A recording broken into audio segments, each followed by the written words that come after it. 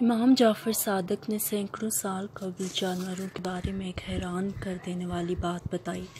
آپ نے فرمایا، پرندے، کیڑے اور جانور بھی یقینی طور پر طبعی موت مرتے ہیں، لیکن ان طبعی موت مرنے والے پرندوں کے مردہ جسم کسی کو نظر نہیں آتے۔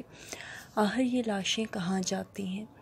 مثلاً ہمارے علاقوں میں بے شمار پرندے، بلیاں، چوہے اور دوسرے جانور پائے جاتے ہیں۔ یہ جانور بھی اپنی طبعی موت مرتے ہیں۔ روزانہ ہزاروں پرندے اور دوسرے جانور مرتے ہوں گے، لیکن ان کے مردہ جسم ہمیں کہیں نظر نہیں آتے۔ البتہ ان مردہ جانوروں کی لاشیں ہمیں نظر آتی ہیں جو قید میں مر جائیں، یعنی زہر دے دیا ہو، یا شکاری نے یا کسی دوسرے پرندے نے اسے گھائل کیا ہو۔ امام جعفر صادق رحمۃ اللہ علیہ نے فرمایا، یہ مردہ اجسام تمہیں اس لیے نظر نہیں آتے کہ چوپایوں، پرندوں اور دوسرے جانوروں کو اپنی موت کا علم اللہ کی طرف سے پہلے ہی ہو جاتا ہے۔ وہ اس مقرر وقت سے پہلے پہاڑ کی غاروں، کھوؤں، درختوں کے کھوکھلے تنوں، زمین کے سوراخوں یا گہرے گڑھوں میں جا کر بیٹھ جاتے ہیں اور وہیں مر جاتے ہیں۔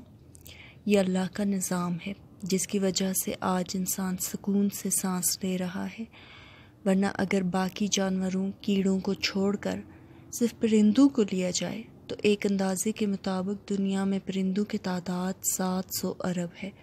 اگر یہ پرندے سرعام طبعی موت مرتے تو زمین پر قدم رکھنے تک کی جگہ نہ ملتی۔ ہر طرف ان کے مردہ جسم ہوتے جو گندگی اور بے شمار بیماریوں کا سبب بنتے۔